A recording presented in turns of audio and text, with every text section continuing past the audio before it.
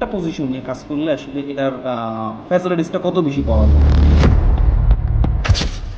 ওকে, এই ক্যান্ডেলটা আমি এখানে আছে বাইং এর সাথে একটা ট্রেড প্লেস করলাম, একটা সিঙ্গেল ট্রেড $10 একটাই ট্রেড প্লেস করছি। আমি এই ট্রেডটা কেন প্লেস করছি এইটা আমি লাস্ট 3 দিন ভালো করে বুঝাইছি, আজকে আর বলবো না। আমি জাস্ট মার্কেটটা দেখাবো অ্যান্ড আসলে আপনারাই নিজেরাই বুঝতে পারবেন যে আসলে একটা পজিশন নিয়ে কাজ করলে আসলে এটার ফ্যাসিলিটিসটা কত বেশি পাওয়া যায়।